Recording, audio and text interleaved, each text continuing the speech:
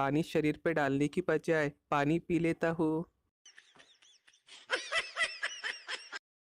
अगर जिंदगी में खुश रहना है तो सामने वाले की सारी बकवास सुन लो, फिर मन में बोल दो, पागल है ये। आजकल लोग खुद में इतने बिजी रहते हैं कि मोहल्ले में लड़ाई देखने भी नहीं जाते, और ये न्यूज़ चैनल वाले इसी बात का फायदा उठा लेते हैं और पैसे कमाते हैं। जन्म के बाद गाय की तुरंत, बकरी की 2 घंटे बाद, बिल्ली की 6 दिन बाद आँख खुलती है। एक आदमी ही है जिसकी शादी के बाद में आँख खुलती है। एक साहब सुबह अपने दफ्तर जा रहे थे कि रास्ते में ही उनका मोबाइल चोरी हो गया। अब परेशानी शुरू। दिन भर की व्यस्तता के बाद थके हारे जब साहब घर आए तो घर का दृश्य देखकर कांप गए। घर में उसके सास और ससुर जी अपनी बेटी और नाती नतीनी का सामान पैक कर उनका इंतजार कर रहे थे। पत्नी और सास की आंखें रो रो के लाल हो गई थी। ससुर जी के चेहरे पे दामाद को नापसंद करने वाला खूंखार भाव साफ साफ दिख रहा था।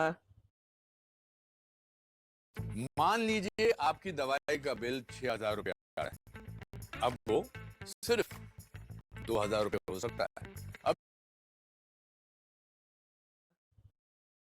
क्या मामला है और कहाँ लेकर जा रहे हैं मेरी पत्नी और बच्चों को? सब खैरियत तो है? उन्होंने कुछ न समझने वाले अंदाज में डरते डरते ऐसा प्रश्न किया तो ससुर जी ने उनके बीवी का मोबाइल उनके सामने रख दिया।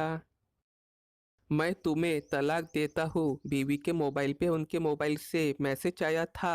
मैसेज देखकर साहब ने राहत की सांस ली और बताया कि उनका मोबाइल तो सुबह ही चोरी हो गया था।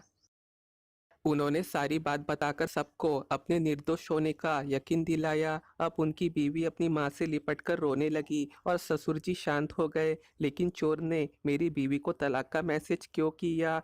इस गलतफहमी में उन्होंने दूसरे फोन से अपने मोबाइल पर नंबर डायल किया तो चोर ने फोन उठा लिया। साहब छूटते ही टूट पड़े चोर पे। ओए छोटे हरामखोर इंसान, फोन चुराया सो चुराया, तूने मेरी बीवी को तलाक का मैसेज क्यों भेजा? जूते मार मार के थोबड़ा सुजा दूंगा तेरा।